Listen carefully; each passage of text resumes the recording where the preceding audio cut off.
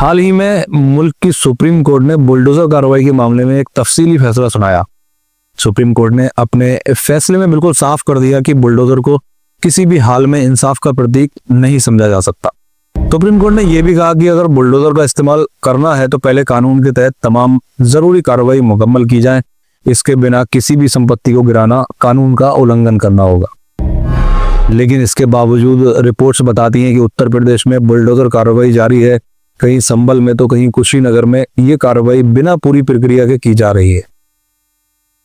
इसी सिलसिले में एक मामला सुप्रीम कोर्ट के सामने आया जिसमें कुशीनगर की मदीना मस्जिद को गिराए जाने पर सवाल उठाया गया। याचिकाकर्ताओं ने सुप्रीम कोर्ट में दावा किया कि मस्जिद को बिना किसी नोटिस और सुनवाई का मौका दिए गिरा दिया गया।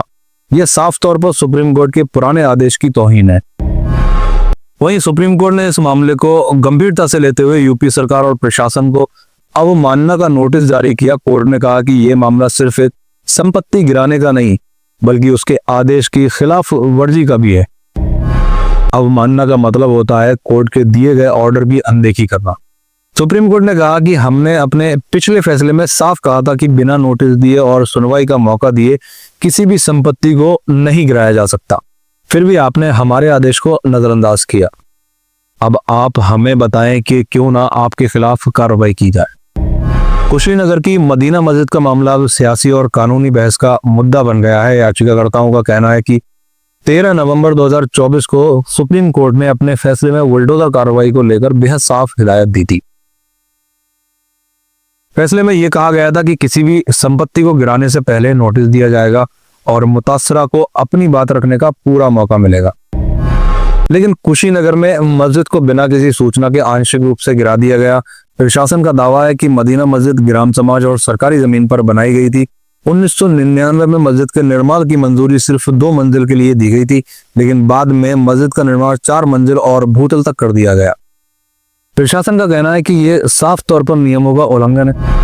बीजेपी नेता राम बच्चन की शिकायत पर यह कार्रवाई की गई, लेकिन मस्जिद की इंतजामिया कमेटी इस कार्रवाई को गैरकानूनी बता रही है।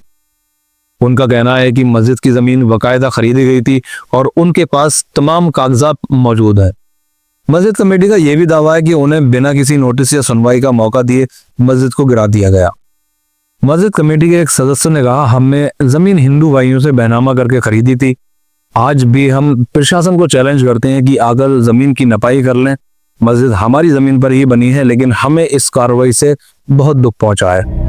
स्थानीय लोग भी इस मामले पर सवाल उठा रहे हैं। हाटा इलाके के मुसलमानों का कहना है कि प्रशासन जानबूझकर इलाके में फसाद फैलाना चाहता था, लेकिन उन्होंने भाईचारे और सब्र का दामन थामे रखा।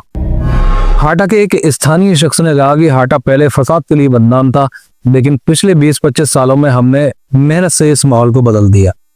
आज यहाँ हिंदू मुसलमान में गहरी मोहब्बत है, लेकिन अब कुछ सियासी लोग इस माहौल को बिगाड़ने की कोशिश कर रहे हैं। ये जो मस्जिद की जो ज़मीन थी वो हिंदू भाइयों से लेके बैनामा उनसे बनाई गई थी।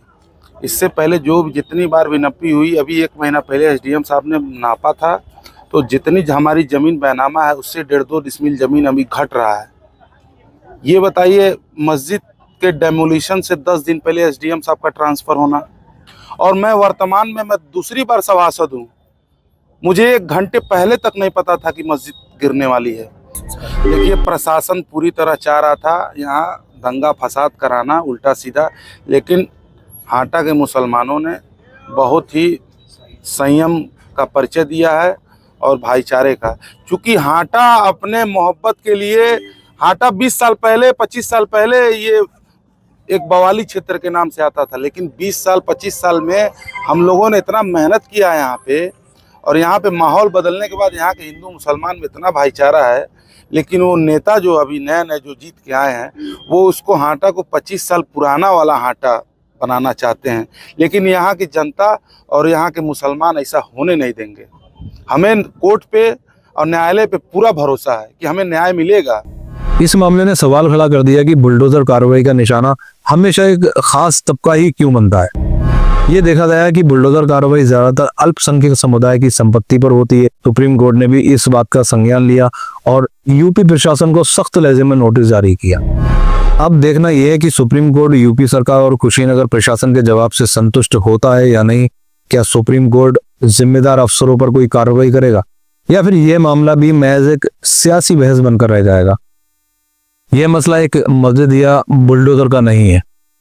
यह मसला हमारे कानून और इंसाफ के मानी पर सवाल खड़ा करता है। क्या बुलडोजर का इस्तेमाल अब कानून की बजाय सियासी हथियार बनता जा रहा है? यह सवाल हर हिंदुस्तानी के लिए सोचने लायक। दोस्तों, आज की रिपोर्ट में बस इतना ही। अगर वीडियो अच्छी लगी हो तो लाइक करें, शेयर करें और चैनल को सब्सक्राइब जरूर कर लें। आपका सपोर्ट हमारे लिए बहुत अहम है।